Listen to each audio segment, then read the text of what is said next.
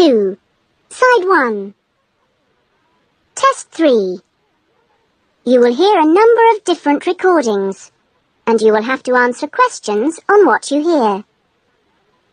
There will be time for you to read the instructions and questions, and you will have a chance to check your work. All the recordings will be played once only. The test is in 4 sections. Write all your answers in the listening question booklet. At the end of the test, you will be given 10 minutes to transfer your answers to an answer sheet. Now turn to section 1.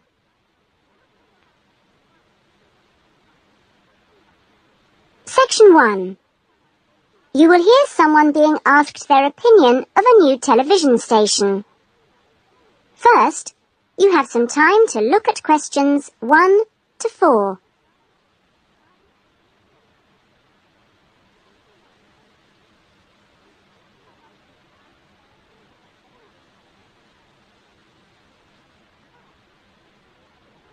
Now we shall begin. You should answer the questions as you listen, because you will not hear the recording a second time. Listen carefully to the conversation and answer questions 1 to 4. Excuse me, I'm sorry to bother you, but would you have time to answer a few questions? What's it about? We're doing some market research for a new television channel starting in 2 years' time. Okay, why not? Lovely. We'll just work through this form. And if we could start with some personal background information? Sure. Right. If I could just have your age? 35. Right. Great. And your job? Systems analyst. But for the form, I don't know whether it would count as professional or business or what. What do you think? Okay, it's more like business. Fine. And would you mind my asking about your salary, or we can leave it blank? No, I don't mind. It's 40,000 a year. Oh, thank you. Right. About your current watching habits. What would you say is your main reason for watching TV? Well, at work, I tend to read for information and what have you, so I'd say that with TV, it probably just helps me relax and unwind. Fine. And how many hours a day, on average, do you watch TV? Not a lot, really. I should say just over an hour. You now have some time to look at questions 5 to 10.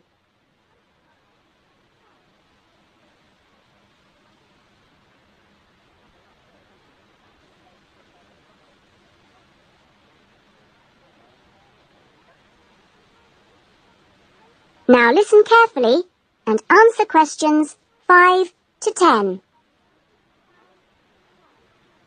So what are the 2 main times of the day that you watch TV? Well, a little around breakfast time, and then it tends to be really late, 11 or even midnight, when I finish work. And what sort of programs do you go for? Some news bulletins, but I also really like to put my feet up with some of the old comedy shows. Fine. And turning to the new channel, which type of programs would you like to see more of? Well, I certainly don't think we need any more factual programs like news and documentaries. I think we need more about things like local information, providing a service for the community. And in the same vein, perhaps more for younger viewers. Good quality stuff. Uh-huh. And if you had to give the new directors some specific advice when they set up the channel, what advice would you give them? I think I'd advise them to pay a lot of attention to the quality of the actual broadcast. The sound system. People are very fussy these days about that. And in general, I think they ought to do lots more of these kinds of interview, talking with their potential customers. Oh, I'm glad you think it's valuable. Certainly, yeah. Good. Okay. This will be a commercial channel, of course. But how often do you think it is tolerable to have adverts? Well, out of that list, I'd say every quarter of an hour. I don't think we can complain about that, as long as they don't last for 10 minutes each time. Quite. And would you be willing to attend any of our special promotions for the new channel? Yes, I'd be very happy to, as long as they're held here in my area. Okay, I'll make a note of that. And finally, may we put you on our mailing list? Well, I'd prefer not, except for the information about the promotion you mentioned. Can I have your name and address? Of course. Here's my card. Oh, lovely. And thank you very much for your time, and we look forward to seeing you. Yes, indeed. Thanks. That is the end of section 1. You will now have half a minute to check your answers.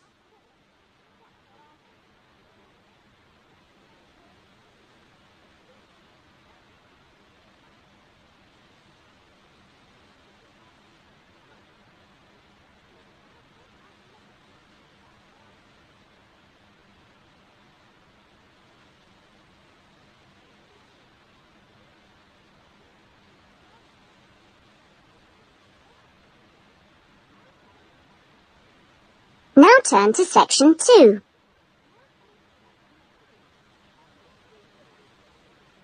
Section 2.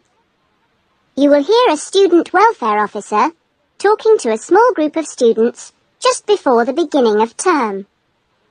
First, you have some time to look at questions 11 to 16.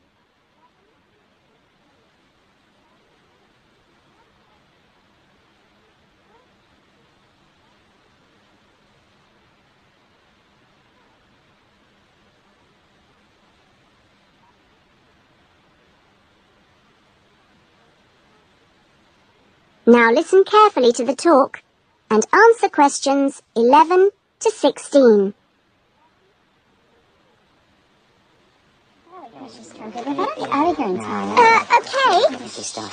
Well, good morning, everybody. My name's Elizabeth Reed, and I'm your Assistant Welfare Officer.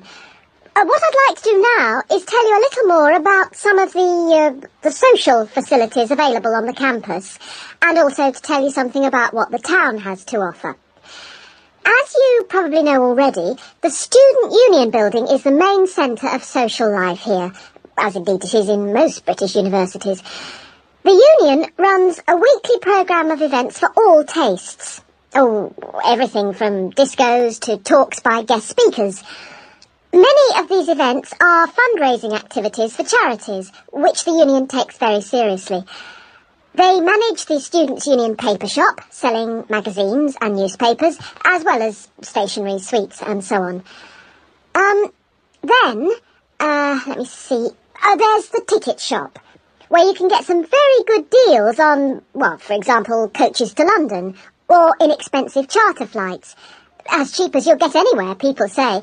Or tickets for big pop groups playing here or at other venues all over the country. Or plays in London. Oh, and we mustn't forget the Union cafeteria and the big new diner. Yes, did you have a question? Yeah, does the Union also provide help with any problems? I mean, advice on financial problems, for example. Or does the university provide that? Yes, the Union run their own advice service, offering help with financial matters, such as grants. I'm sure you realise anything medical should be discussed with the University Medical Service, which also has an excellent counselling centre. I think that was made clear yesterday. However, the Union has its own officer who can give advice on legal problems. You now have some time to look at questions 17 to 20.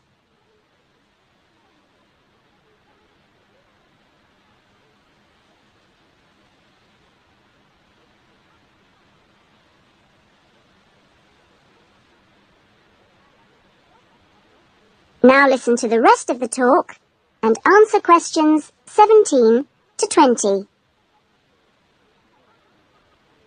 Now, on to Radford. For a town of its size, Radford has some unusually good leisure and community facilities, and has quite a good shopping centre with an interesting range of shops. As you go into Radford, there's a new, well, quite new, Olympic-sized swimming pool. That's on the outskirts at a place called Renton. Above the pool, there's a high-tech fitness centre. Are there any ice skaters here? No? Oh, pity. The facilities for ice skating are excellent. Well, the new Metro Tower, right in the centre of town, has got an ice rink and a sports hall for squash, badminton, volleyball and several other indoor sports. And in the same building, there's a new cinema with 6 screens. Then, Let me see. In the main square, just 2 minutes walk from the Metro Tower, there's the Theatre Royal, which often gets London productions on tour. And in the streets nearby, you can find a good range of inexpensive restaurants, including Indian, Chinese, Thai, and Italian. That is the end of section 2. You will now have half a minute to check your answers.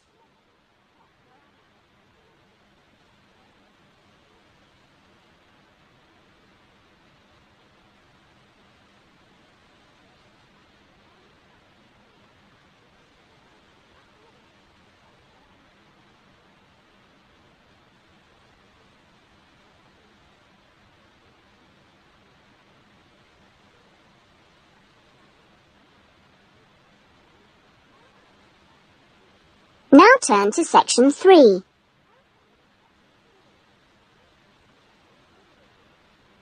Section 3. You will hear a tutor, Dr. Simon, talking to some of his students about writing a dissertation. First, you have some time to look at questions 21 to 26.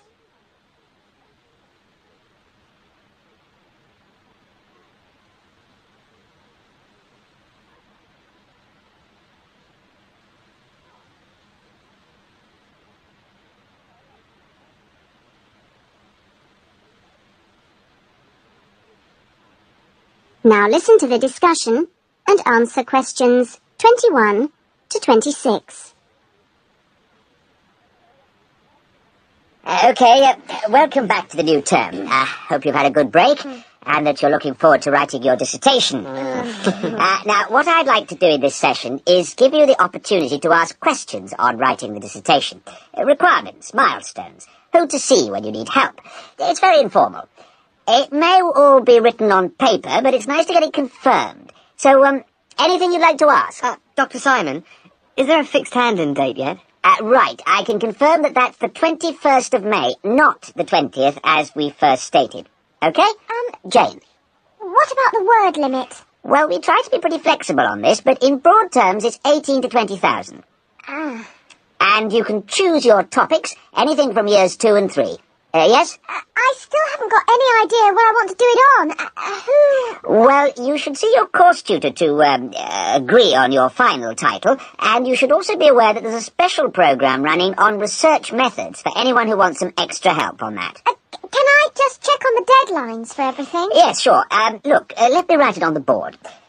When the different stages have to be completed. First of all, you've got to work on your basic bibliography. And that's due into your course tutor by the 31st of January, which is just 2 weeks away, so you'd better get a move on that. Do we have to have our own draft plan by then? No, your draft plan is due on the 7th of February, which is a week later, so that should give you plenty of time. And when do we have to be doing the research? That's over a 1-month period, essentially February to March. And the write-up? Well, you can't really get going on your writing until you've got quite a bit of the research done. So that's really March to May, with the hand-in date on the 21st. Any more questions? Now you have some time to look at questions 27 to 30.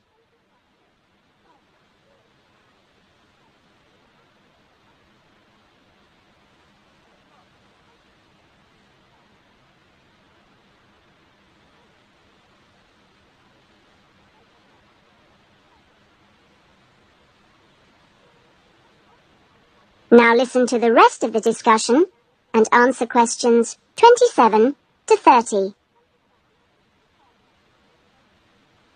Well, sir, just some advice, really. It's about computers. Would you advise us to buy one? What can I say, Andy? I know it's a massive expense, but I really feel it would be of great benefit. You can always look in the student union adverts for second-hand ones. Yes? I've been looking at some of last year's dissertations. Oh, is that a good idea, sir? I heard. Well, I don't think you should read them in detail too early, or you might end up taking more of their ideas than you realise. But yes, it really is the best guide you can have to the expectations of what's expected when you write a dissertation. Sorry, Jane, I interrupted you. That's okay. It's just that They did a lot of research using questionnaires. Is that a good idea? I think questionnaires are very good at telling you how people fill in questionnaires. But to be frank, they tell you very little else. Avoid them. About interviews, is it okay if we interview you? The tutors? I don't see why not. They don't have any special contribution to make, but you can if you want. There's a whole section on this issue in the research guide. I'm afraid it's slightly out of date, and you're probably better talking to the tutor on the research methods course. But you might find it useful to start there. Okay. Thanks. Okay, well, great. I hope that sorted a few things out. You can always come and see me or drop me a note if you've got any more queries. Right. Fine. Okay, thanks. That is the end of section 3.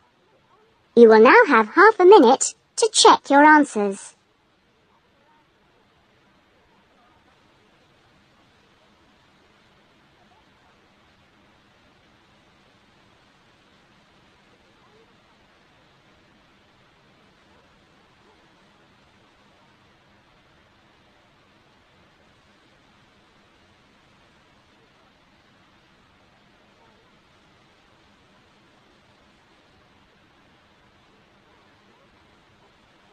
Now turn to section 4.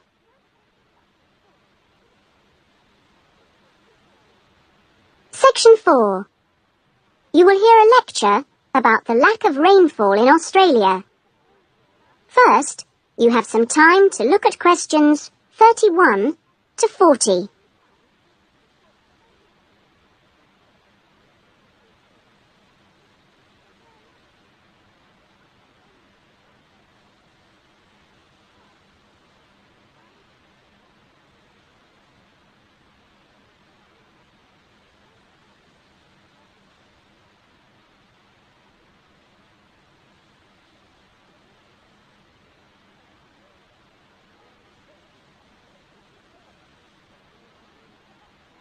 Now listen to the lecture and answer questions 31 to 40.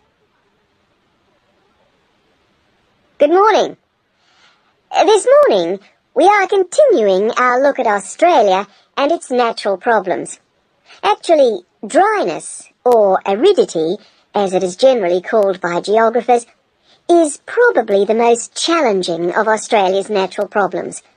And so it's very important in this course for you to have a good understanding of the subject. For Australia, water is a precious resource, and its wise management is of the greatest importance. As I've said, Australia is a dry continent, second only to Antarctica in its lack of rainfall. Long hours of hot sunshine and searing winds give Australia an extremely high rate of evaporation, far more than in most other countries. It's estimated that approximately 87% of Australia's rainfall is lost through evaporation, compared with just over 60% in Europe and Africa, and 48% in North America. You generally think of Africa as being a very hot and dry place, but it's not in comparison with Australia. In many parts of Australia, standing water, that is, dams, puddles and so forth, dry up rapidly, and some rainfall barely penetrates the soil. The reason for this is that the moisture is absorbed by thirsty plants. Some parts of Australia are dry because rainwater seeps quickly through sandy soils and into the rock below. In parts of Australia, this water, which seeps through the sandy soil, collects underground to form underground lakes. Water from these subterranean lakes can be pumped to the surface and tapped, and so used for various purposes above the ground. In fact, extensive underground water resources are available over more than half of Australia's land area. But most of the water is too salty to be used for human consumption or for the irrigation of crops. However, most inland farmers do rely on this water for watering their animals and, where possible, to a lesser extent, for irrigation. Underground water can flow very large distances, and can be kept in underground reservoirs for a very long time. Water from these underground reservoirs bubbles to the surface as springs in some parts of the country, and these rare sources of permanent water were vital to early explorers of inland Australia and to other pioneers last century who used the springs for survival. But in many places, levels have fallen drastically through continuous use over the years. This has necessitated the pumping of the water to the surface. Remarkably, underground water sources in Australia supply about 18% of total water consumption. So you can see, it's quite an important source of water in this dry land. So, most of the consumption of water in Australia comes from water which is kept above ground. More than 300 dams regulate river flows around the country. The dams store water for a variety of functions. The rural irrigation of crops, without which many productive areas of the country would not be able to be farmed. The regulation of flooding, a serious problem which will be dealt with later in the course. And last but not least, the harnessing of the force of gravity for the generation of electricity.